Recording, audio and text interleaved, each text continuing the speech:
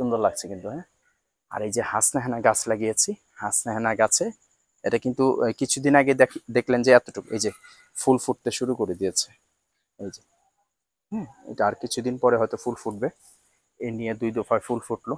হাসনাহেনা গাছ খামারে থাকলে কি হবে, আপনার সন্ধ্যা থেকে মাগরিবের পর থেকে এটা ফুলগুলো ফুটতে শুরু করবে। খামার জুড়ে উত্তর দক্ষিণ যেহেতু লাগিয়েছি, এটা হচ্ছে আমাদের, এটা উত্তর পাশ, রাইট?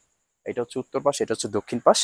তো বাতাসটা হাফ ডাউন করবে, গ্রানটা পুরো খামার জুড়েই থাকবে মোটামুটি। এই জন্য আমি ওইভাবেই লাগিয়েছি। ভিতরে একটা কামিনী গাছ আছে, আপনারা জানেন, সেই কামিনী গাছটা আমি উত্তর দক্ষিণে লাগিয়েছি যাতে বাতাসটা হাফ ডাউন করে। আমরা এখানে যদি এই যে চেয়ার নিয়ে মাঝে মধ্যেই আমরা সন্ধ্যাবেলা বা মাগরিবের পরে আমরা যখন সময় পাই আমরা এখানে বসি, তো যেন হাসনাহানার সুবাসটা আমাদের এখান পর্যন্ত চলে আসে। আর আরেকটু দেখাই, এখান দিয়ে যে আমাদের বাকি গাছগুলো লাগিয়েছে, এগুলো মাশাআল্লাহ এগুলো সবই ঠিক আছে, কোনো সমস্যা নাই। তাছাড়া আরো যদি কোনো গাছ লাগানো যেতে পারে সেটা আমাদের জানাবেন।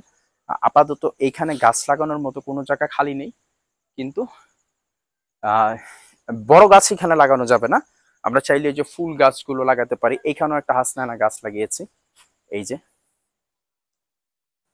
এই যে